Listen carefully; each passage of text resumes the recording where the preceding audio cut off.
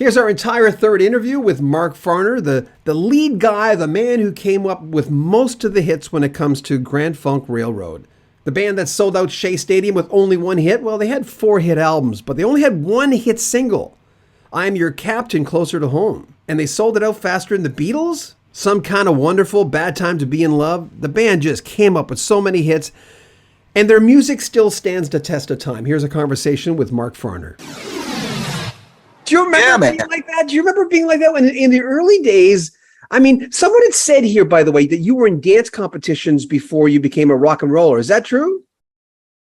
Well, I danced with my sister, and because my mother showed us both how to dance and we danced together, we would win a lot of dance contests because no two people practiced like my sister Diane and I. Yeah. So, I love to dance. You still got it? Oh, yeah, I do it with my guitar on now. Good for you, man. By the way, do people get your name wrong? Because when my computer was always words correcting your name as Farmer. Yeah. Right? And obviously the people in the know your name, but it's kind of like people whose name is Brian. People will say, Dear Brain. Yeah. Someone was asking a Rock and Roll Hall of Fame, if that comes full circle, would there be a reunion with Don and Mel? Well, it wouldn't be because I wouldn't do it. Because I've been trying to get those guys to put the real band back together for the sake of the fans, because, I am a Beatles fan, and while they were all still sucking air, brother, I wanted them to get out and play some shows for us guys, for us fans that we didn't, bury the hatchet, you guys. The hell with that. Just get out there for us. So from that point of view, and I still retain that point of view, brother, I would put the band back together. Bygones be bygones, because I'm that kind of guy, man. Life is too damn short to be any other way, really, seriously. We take stuff way too seriously. And, and people are living like they think this life is going to be forever. Collecting all of this. Hello. Yeah, it's true. Well, would you tell yourself something like, before, you outsold Shea Stadium faster than the freaking Beatles. And after the Beatles, it was people like you and CCR, Grand Funk Railroad, who were some of the biggest bands in the world consistently, just consistent. Before you got on that stage at Shea Stadium, would you tell your younger self anything, or would you just let it slide? Because knowing what you know now. Well, I had it in me because it was in my songs, and the lyrics of my songs, Brother John. I am who my songs say I am. So knowing that, every time I would get out there on the deck, that's what we lovingly call, the stage, on deck. I'm on the deck with that in mind, knowing that these fans out here expect to see that guy they heard in that song. They expect to see that heart on the stage, and I am really not to be prideful about it or anything, but I am the only one who is who my songs say I am. You know what I mean? Nobody else is. No combination of, I don't care. You could have the best guitar players, all this. There's just one source of that, and people that are fans, like me for the Beatles, and the lyrics that I heard and the sincerity that I heard coming from them, and the arrangements of the music that romanced me. I'm thinking there's just no other way, no other place to get that. Yeah, there's a lot of tribute bands that go out and try to be whoever they are trying to be, but there's no way that they can really become that person. So taking the stage at Shea Stadium is with love, without a sense of responsibility other than to my own self, not to the audience, because if I stay responsible to my own heart, they're going to love me.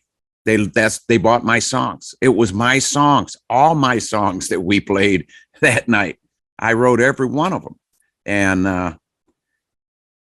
I'm proud of that.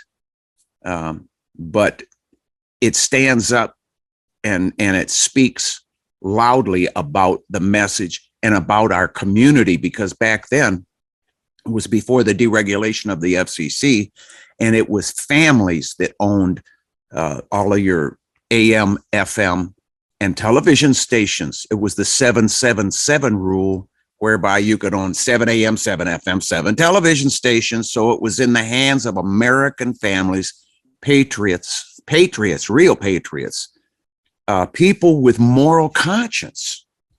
Wow. Imagine that. Yeah. They were concerned about what our children were seeing and hearing. I'll be. Where did that go? Out the window when it was deregulated. They started under Reagan, they started pushing that. But then the Clintonistas pushed it through in 1996.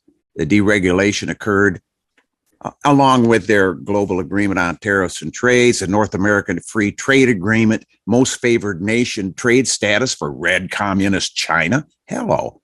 What is something in the milk ain't cream, Brother John? It just, So,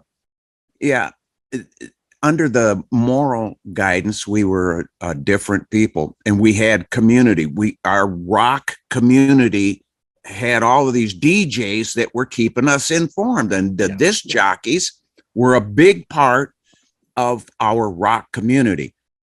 I think we're still there, kind of dispersed a little bit by all of the BS, but our hearts are still there. I still feel it when I play to an audience. And we played in Chicago here a couple of weeks ago, and it was a lovely show. Pat Benatar was playing, and we got to open for Pat, and I love her, she's got great guys. They're very humble guys, no prideful stuff. Did you talk to Neil? Did her husband Neil? Did you talk to him? No, I didn't get to. We were having some technical difficulties. During our sound check, we got this fine sound check, brother. I mean, I'm looking forward to going back and having this monitor mix. And then our roadie, our head stage dude come in, and he said, the boards, the matrix on both of those boards took a I said, what? He said, dude. What's he mean by that? They crashed. Oh. They crashed, and they lost our mix. So we didn't, there we are going on stage we don't even know what it's going to be like. And it was a train wreck in the monitors. It was nothing like, it wasn't even close. They didn't have, the keyboards weren't turned on, and the bass was so loud in the right side, Phil, that it was causing my equilibrium I'm going, what is that sound pressure? And I'm looking over and I'm telling the bass player, turn it down. He don't know. Because he's having, a nightmare over there. But our professionalism pulled us through. I may have been singing out of tune. I don't know, because I couldn't hear my vocals. I did have no vocals in that monitor. But the people, brother, those hearts that I was talking about, our community, were in the audience. And I am convinced that the angels were too. Because they loved it, and that's who we are. Our music, we have hope in our music. If love is guiding us, and we have that concern for our fellow people, our fellow citizens here around the world, man. Rock citizens, it's like we gather under the flag of rock, and it's peaceful, and it's loving, and all of the bands that mean something, they hold up that flag. Does that Rock and Roll Hall of Fame mean anything to you? Would that be a nice honor? It's so political, brother. And, people go, well, you guys sold millions and all of these fans. Well, that's not what that's about. And they've proven it, by not having a lot of bands that if it was about the numbers and about the popularity with the fans, that's where it should be. Yeah. But that's not even considered because it's a politics club.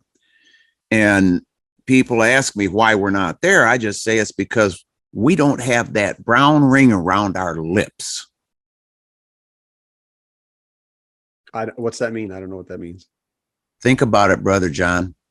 We don't have the brown ring around our lips. Oh, okay. That it takes to get in. Yeah. That's right. Okay. Duh. Took a second there. That's okay. That's okay. It's still early morning. I was listening to Closer to Home, I'm Your Captain again this morning. I listened to it last night, listened to it last week. And I thought to myself, what is it about this song that makes me, that solidifies why I love music so much? And I got a Beatles vibe almost, because it doesn't sound like the Beatles, but it does something that the Beatles did. And it took me, I mean, short of the name, it took me for a journey. I remember going, I'm at this, it's almost like in my brain, I was saying, I'm over here. A lot of music doesn't bring me over here in my mind's eye, in my mind. There was something, and I went, this is the way I feel when I listen to Beatles music. I hear you. That's and I equate it to a special anointing that is on that kind of music, that because that song in particular, I prayed for. After I said now I lay me down to sleep, I pray the Lord my soul. That the prayer our mothers taught us, and blessed everybody in the family. You go down the list, and then I put a PS on the end of my prayer, and I said, would you give me a song that would reach and touch the hearts of those you want to get to? I got up in the middle of the night. I was not in a conscious state of mind. I was halfway between heaven and earth someplace. And I have a steno pad next to my bed, just like right now. I could go up there and grab a pen and paper and write down what's on my mind, because so many times I've lost the best songs I could have written. I lost them thinking, I'll remember that in the morning. No way, it's gone. So I roll up and I just start writing words. I don't know. I didn't even think at the time that, here's the answer to your prayer. No, I was not even there. I didn't consider that. All I considered was, wow, this feels great. This where I'm at in my head. It's in that spot, Brother John, where the music takes you. There I was. And I knew better than to go back to the top of the page. Once I started writing, I had to continue with that train of thought and not rehash what I had just written to take me to the next verse. Like you might, if you were just trying to write a song, you got a jam. I would go over, any other song, I would read this first verse. It might lead me to something special to add to the second verse or whatever. But at this point in time, I knew not to. I just knew that would stop the flow if I took my eyes back to the top of the page. So I keep my eyes down here. I keep writing, and I would just kind of close my eyes, and the next line would come, and I'm there, getting this, receiving this. And in the morning when I got up, I just went about my daily thing. I went out, made a coffee. I got a George Washburn acoustic guitar sitting there in the kitchen on a stand. I picked that George Washburn up, and I went, what the heck is that? Where did that come from? It was it was kind of inspirational to me. I'm looking at the horses out in the pasture. I'm out in the country. The wind is blowing a little bit, and I'm seeing the fields, and it was just a beautiful, the sun coming up. It was just a beautiful picture.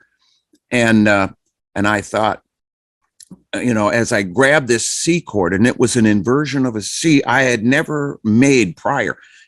I reached across, but I left my finger, my pinky and my ring finger down, and I hit the two, the C that makes the C, the two strings that make that C chord, but it chimed with a special harmonic that just, at that moment in my kitchen, I was like, wow, that is magic. I'm looking at that chord, dude, and I'm thinking, oh, I got to memorize this. Where are my fingers as I'm writing it down? And I got my cassette recorder there. I think of, oh, those words in the other room. So I go and grab the words, bring them back in. I laid them on the table, and dude, I start playing, grabbing that C chord. Everybody listen to me. It just started coming, man. It started, and I got the red button on that little cassette recorder pushed. So I'm getting this as it's coming. And it even got, to the break. Am I in my cabin dreaming? It's where it slows down. I knew, and as I'm playing this, I'm thinking, what is that? What am I feeling? But man, as soon as I hit that D minor, it was like, oh yeah, that's where it's going. It's slowing down. Oh yeah, here we go. And I am just loving, and then I think, because a lot of times when you think that you're onto a song, and then you take it to the guys, and it's like, yeah, it's mediocre, but man, I said, this song, oh my God, it's really touching my heart. And I didn't even think until I got to rehearsal and played the song for Don and Mel. And they said, Farner, man, that song's a hit. And as Brewer said that to me, I thought, dude, I prayed for that song. Yeah. It ought to be a hit. I prayed for that song. They going, what? And then I told them, the story. And at the time, because that was during the Vietnam War, there was a lot of love and emotion tied to that song, because our vets, our Vietnam veterans, God bless their hearts, they were hanging on to any word that would remind them of home and give them hope of returning home. And being that my dad was a tank driver in the 7th Armored Division, World War II, and my mother was the first woman in the United States to weld on Sherman tanks at Fisher Body in Flint, Michigan, I had a little of that in my genes, and many of my friends that went to the Vietnam War came back different people. And because I think the biggest thing, Brother John, is there was no video to that song. This was before MTV and before all the videos ruined all the music. And I liken it to, as I was doing an interview with a DJ at WNEW New York City, he was telling me that they asked 100 people to write the definition of the song Bridge Over Troubled Water by Simon and Garfunkel. And he says, Farner, man, we got 100 diversely different definitions. Not any two were even close. And I went, bingo. And that's when, there's a metaphor to that. And it's like when people read a book and then they go to see the movie, they always say that movie sucked compared to the book, because it was their imagination that was running the film as they were reading through the pages. That's missing in our society. That's missing in our world today, our imagination and our, we've been stifled by videos. It's just one thing. You watch it and that's what it is, by God. No, that ain't what it is, man. I say turn the video off, listen to the lyrics, and let's see what's real music and what isn't. Remember when we were young, we all went through periods of, you go to a party and sometimes you go downstairs in the basement and there's like 15 people just all sitting around. They're talking if they can between the songs, but we're listening all together, listening to music. That's it, buddy. Yes. I miss that. Yeah. Seriously. I was supposed to talk to Roger Dean yesterday, but he got his, the guy who did the Yes covers and a whole bunch of different covers. Anyway, before this is our third interview, but the first time I was going to talk to you, I went in and you get to size up the person. Go, okay, yeah. So I always listen to an interview with the guy. I was listening to an interview with Roger Dean yesterday. He and his daughter Freya are doing this big show, but he said something I think you'll relate to. He said the trick is to disengage the analytical part of the mind and engage daydreaming so you didn't get your own way. When you wrote that song, you did not get in your own way. You just kept going. Yeah, man, that's what it is, truly. And to be able to do that. Oh, wouldn't we love to be able to do that on command? Yeah. That we command that, but it has to be during a time period when that is available to you. Yeah, it can't be forced. To recognize that and to just shut everything else out. Let's get serious here. Yeah. Some people have said, I forget who the artist was I talked to years ago. He had said that, oh God, I guess it doesn't matter. But he said, I don't think I'd be as alive. He says, not only would I maybe not be alive, but he said, there's that zest for life in there of being able to recognize those moments. There's life that he says, I don't know if it's God, but I remember I get goosebumps remembering, just like I got goosebumps when you were explaining that song. He said, there's just something in there that to be able to recognize that, it's like getting an extra shot of whatever, not a drug, but yeah. Yeah. Well, it's an extra shot of love. Yeah. Because isn't that what we're seeking? I know you are. I could tell you that just by your countenance and your personality, or what your disposition is, that you are a love seeker, and the same as I am. And those people who made up our rock community, that's what it was all about. And when the Beatles were saying peace and love, and John and Yoko was in bed for a month promoting peace. Come on. It was the powers that be didn't like that, because they got to have war and they got to have all this other bull crap in order to push this agenda that they're pushing. But a lot of people are going through life without an awareness to that kind of evil. And I feel very compassionate about these people, because they're just misled. Mm-hmm. They're innocent people that became gullible, and they took the bait, hook, line, and sinker. And even though they're standing there direct opposite of who I am and what I believe in, I have to have compassion for them, because there but for the grace of God goes me. I didn't buy into it, but this person did. Maybe if they feel the real love, the real power that's driving us, maybe that will compel them to come out from there. That's the hope.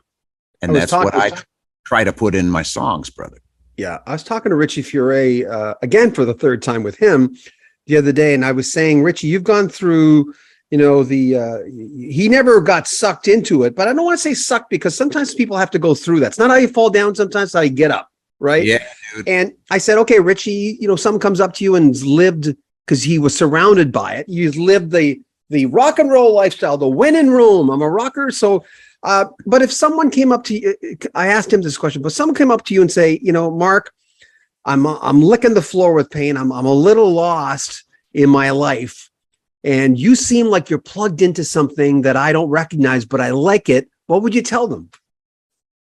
I would tell them that love is unconditional, and love gave itself and continues to give itself for the sake of our souls, for the peace that passes understanding, that we must set ourselves free to attain. There's all of these other obstacles that have been put upon us, and debt consciousness is our worst enemy, because debt is accumulative in its weight, and the more debt, and it's not just financial debt, Brother John, it's the debt of unfulfilled expectations of other people, and the debt of regret that we hold within ourselves.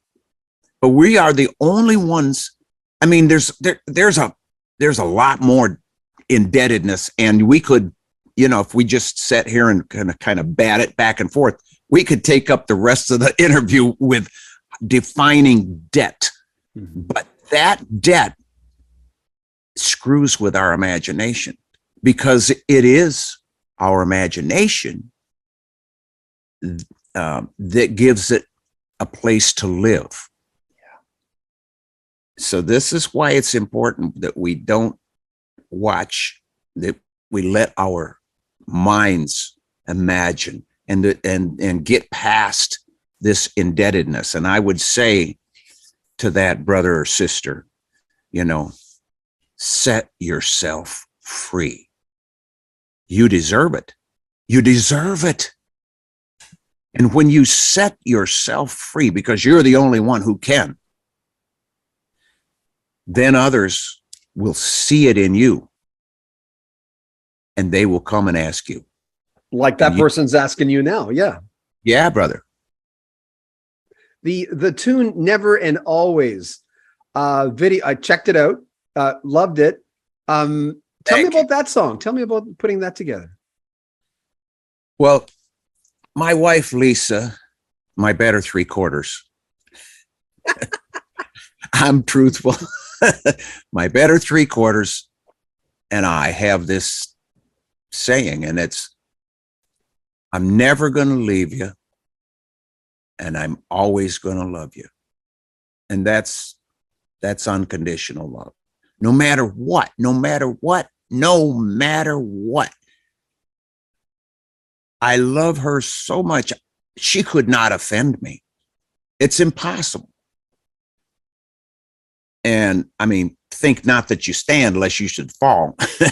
You got to get yourself prepared. But never and always is that unconditional love. That's what I'm talking about. And what I try to get across in my songs, and a lot of my songs, is that kind of love and that kind of freedom to have that love. And as I alluded to, that we are the only ones who can set ourselves free, but we can follow inspiration that has been, recorded in songs. Maybe somebody speaking that is hitting on all 8 cylinders, and you be inspired, but it's not up to that speaker. It is up to you to take that truth and hold that truth. It belongs to you.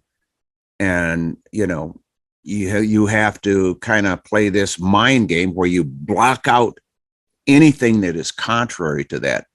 Because once you get to that point, I believe that love rewards you. And it's not for that purpose that you do it, but it's just totally unavoidable, John. That when you're motivated from your heart, and it is unpretentious, it is the real deal, then you are given a magnification that will attract people It will attract people, but that's what you're here for. You're here to give, and give to people who are looking. And a lot of people are living as though they're going to be here forever. But that's, and in this whole mirage that we're living in, because nothing is as it appears to be. Mm-hmm. Nothing. It's consuming us, and our aspirations seem to be in this temporal place, when if we could really get a hold of that love and forgive ourselves first, before you can forgive anyone else, you got to be able to forgive yourself. Then and only then, it can grow and it can pass on, and it can be rewarding, like it's supposed to be. Love is a rewarder of those who diligently seek it. Have you ever, like, I'm hearing this and I'm going, the way you, that form of love, actually Richie said this, a very similar thing. He kind of almost broke up with his wife and I don't know if you know him, but then they got back together, and it was, and he's found his version of God, and it's like, he's a deeply spiritual man. But I asked him, I said, well, did you get off the path? And because Mark, sometimes I've really been at a point where I'm going, wow, this is working for me. I'm walking through the woods and seeing things. I'm noticing, like you were saying, watching the wind go through the trees when you were talking about writing that song. And then a year later, I go, what happened? What happened to that thing that worked so well?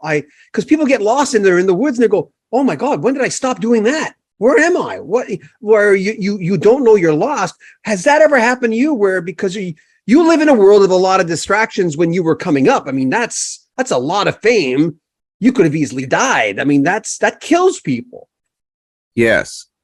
And you begin to participate in the mirage. Yeah. and it is unavoidable. That part is just definitely unavoidable.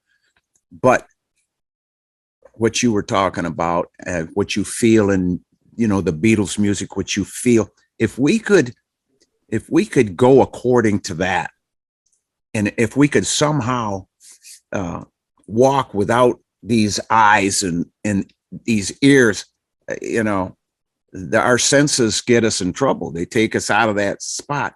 But it is so rewarding to be there. And I'd like to live there 100% of the time, brother. But there are souls that need to be moved out and need to be reminded of things that are in this mirage that we walk through. And I think, that it is part of our assignment is to set those captives free. And I try to do it with music. I sincerely play and write lyrics now. I'm working with Mark Slaughter from the group Slaughter. Mm-hmm. He's producing some music, my music that I'm writing, and we wrote a song, together. It's called Anymore. That's I think it has that anointing on it. It's a rock song. I mean, it is a rocker.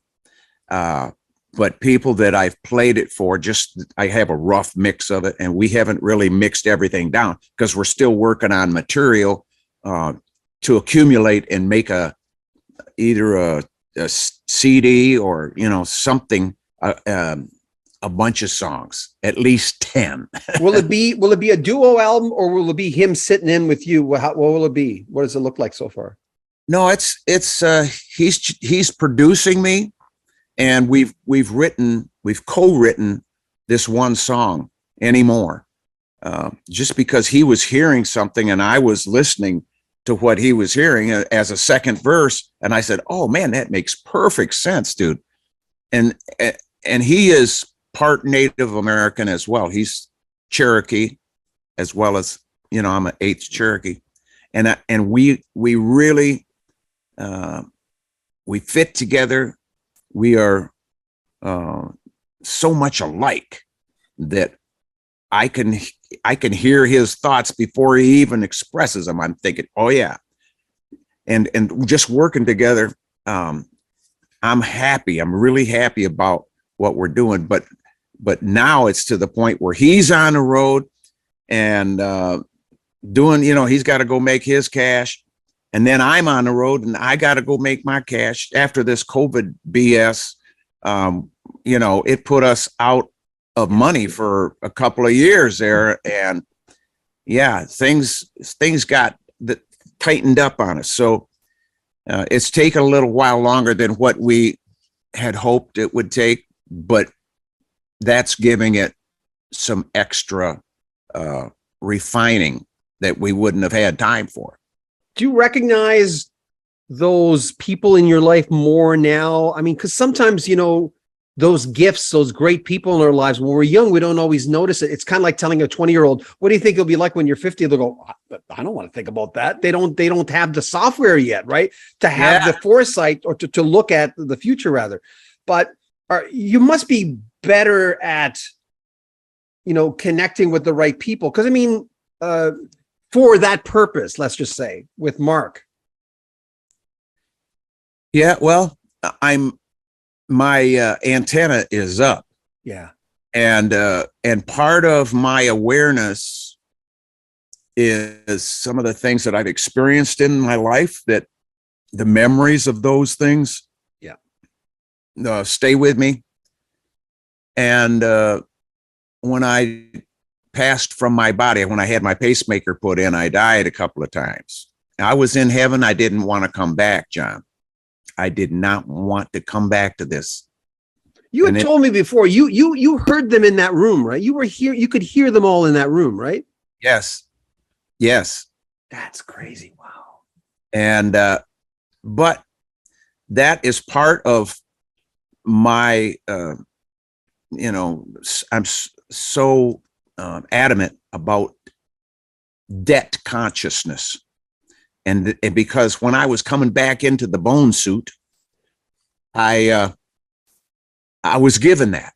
It was a clear picture to me that this is the plague of the world, and those people who control that debt are evil people.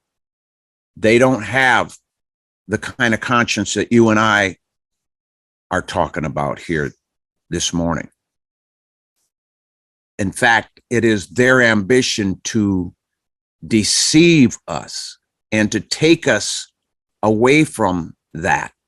It is so dark and evil, but folks are gullible and they can't even go there in their mind that there is powers and principalities that rules the darkness of our world and the spiritual wickedness in high places. They give no thought to that, but it is for anyone who has experienced what I've experienced. It is part of the battle, and for us to help people, we gotta sometimes say things that we might be uncomfortable saying, but they need to be said, and not just for the sake of knocking somebody off of their feet for a minute, but for the sake of hanging on to that truth so that you don't lose hold of it. You gotta hang on to it, because there's those other forces that are wanting to rob you. There's a gentleman named Gary Weaver. He seems to be your biggest fan in the world, and he sent me a few questions, if you don't mind.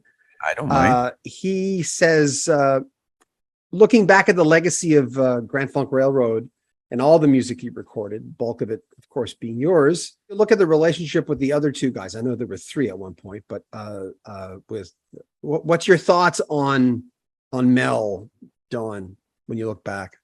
Well, my thoughts are that we started 20 years old. Mel was 19. Don and I were 20 when we had our first million selling album.